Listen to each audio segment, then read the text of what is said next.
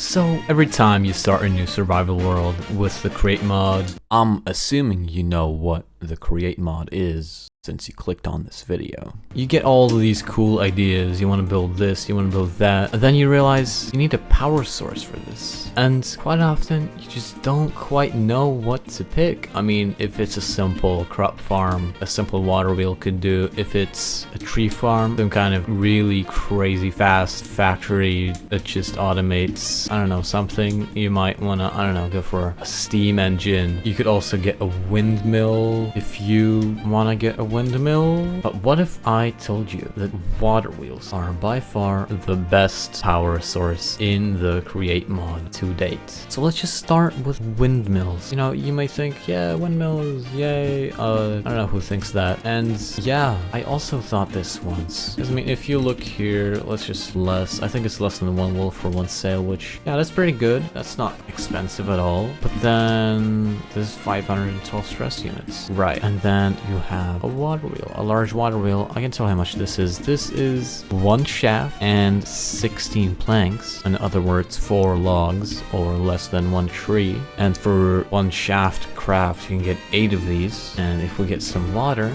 we're getting 512. So, which is better? Well, this one may be a bit more portable, I guess. But, so I think the winner is pretty clear. Although, for diversity's sake, you might want to power, like, I don't know, one thing with a windmill, like, you know, crop farm, just for the aesthetics, I suppose. And then you have the steam engine, which is the quote-unquote end game power source for create. Again, nothing is really end game in create, but this is as expensive as it gets, and it needs, first of all, a heat source. That could be a blaze burner being the default option. This will only result in a passive steam engine, and if you want it to be active, well, you're gonna need to give it fuel, and then you of course need water, and you're gonna need quite a bit of water for these things. To start a steam engine, you do need a bit of a helping hand, and then boom, you have the water, and it's passive. That's 2,000 stress units. This is worth 4 water wheels. So right now, this of course is nowhere near as worth as just slapping on 4 water wheels.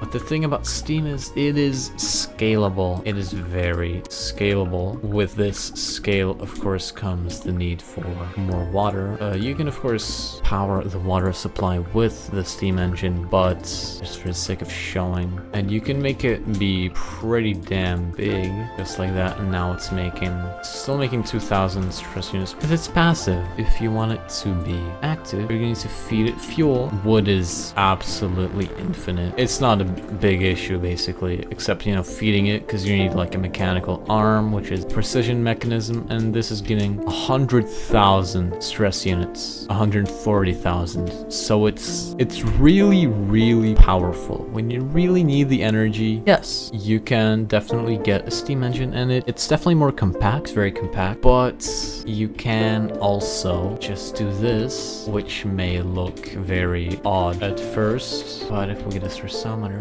that's 10,000 stress units for something that's just cutting down a bunch of trees, getting a water bucket, and just a few shafts, which is just abysmally cheap. And there you got 10,000 stress units, which is enough to power pretty much any early game base using create. And you can always, remember, you can always just slap on more of these. And if you want some speed, get some of this here, put on a shaft here, and there you have it, 256 RPM. You can also get a casing, get one of these, and then boom, like that, and put on this, like this, and it doesn't consume the casing. So 256 RPM with just a bunch of wood and a bunch of shaft and a singular water bucket. Quite a bit of space, but there is no such thing as a lack of space in a Minecraft world. Before you run off to the comments to say steam engine strongest and water wheel weak, you're bad.